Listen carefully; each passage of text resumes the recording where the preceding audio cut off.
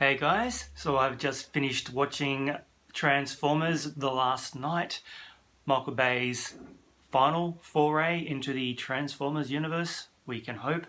This one stars Mark Wahlberg returning from part 4, Anthony Hopkins, I don't know how that happened, Stanley Tucci, briefly, and Laura Haddock is the new love interest. Going into this movie, obviously all the reviews and the press surrounding this movie at the time of release were very, very negative. This movie was bashed. It was the 5th in a series. Michael Bay is not known for crafting really strong plot-driven movies. So going into this one, I did not have a lot of high hopes at all. And then suddenly something really strange happened to me during the watching of this flick. I started enjoying it. I don't know what happened. I don't know how it happened, but I started having fun. And that really kind of took me by surprise. As I was going into the movie, I was kind of formulating what I was going to do for this review, getting ready to have all my negative thoughts and bashing the shit out of it. I was just getting that ready in my head, and I'm not going to do that. Sure, okay, pros and cons. The cons. This movie, story-wise, is really confusing and dumb and stupid and pretty much like all the other Transformers movies that have come before this. It's basically rinse and repeat at this point. The action, while big and spectacular, is confusing as hell. One of the main problems in all these Transformers movies is that the Transformers all look the same. So when it comes to the battles, you really don't know who is who and what is what and what's happening and who you're rooting for and who you aren't. So typical for the Transformers franchise, so no big surprises, nothing's really changed in that respect. Pros.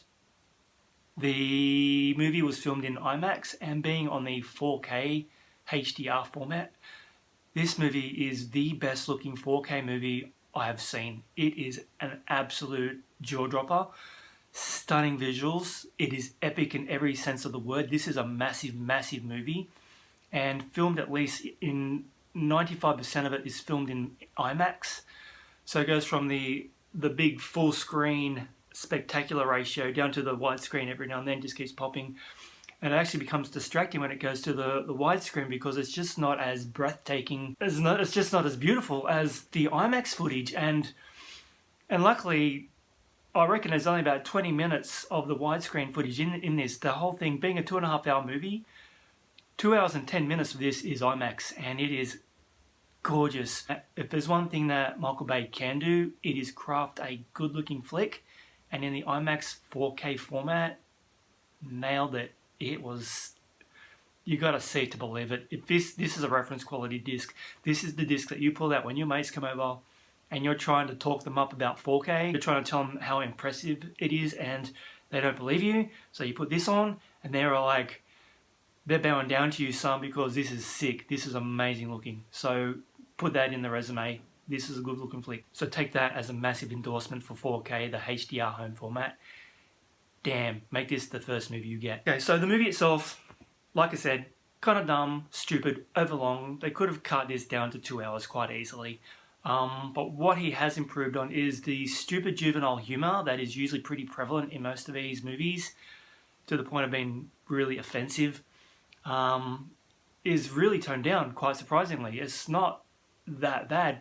Yeah, the humour is stupid and it doesn't work very well at all, but there's not a lot of it.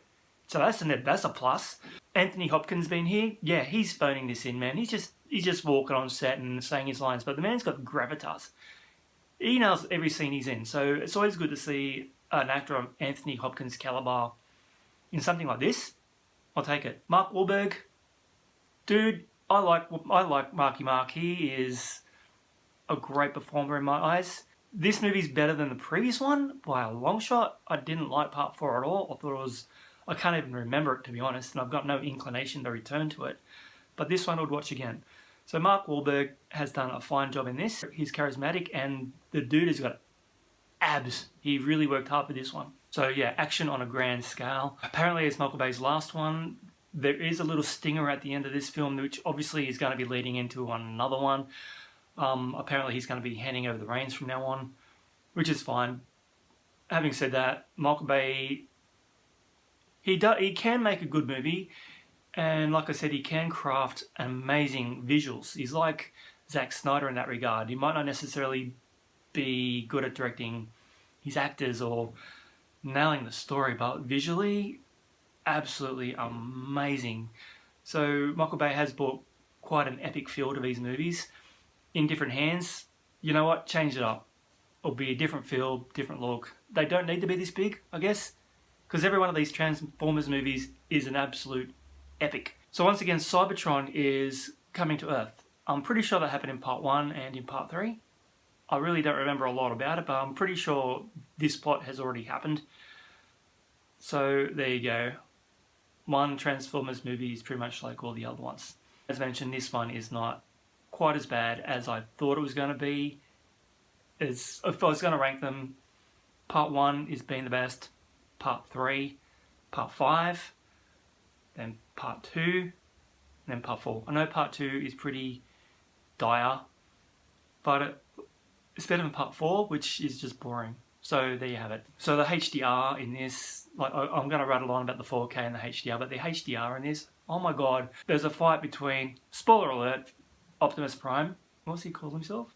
Nemesis Prime. There's a fight between Optimus Prime, Nemesis Prime, and Bumblebee, and just the colours of the two Transformers is just amazing. The yellow of Bumblebee and the blues and the reds on Optimus Prime, just gorgeous.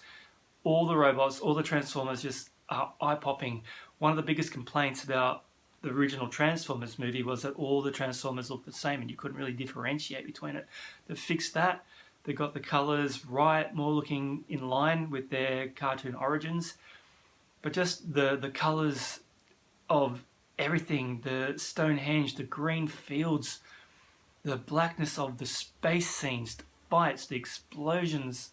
Oh my lord, it's so pretty. 4K was just made for the IMAX film. Every movie should just be filmed in IMAX now and put on 4K for home release. I'm hearing Justice League is being filmed in IMAX.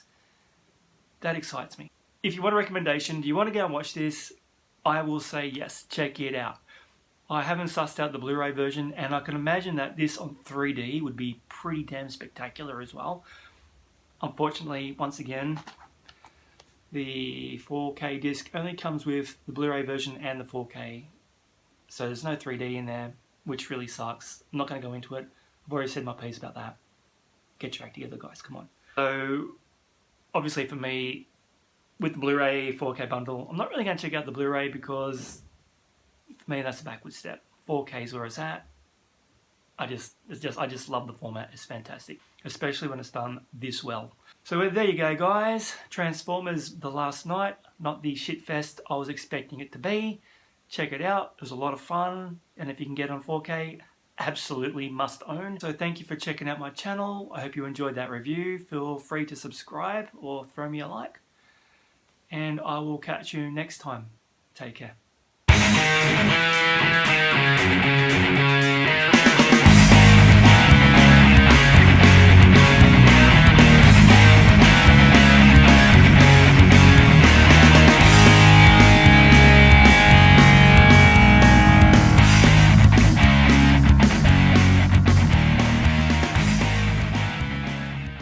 Transformers, more than meets the eye.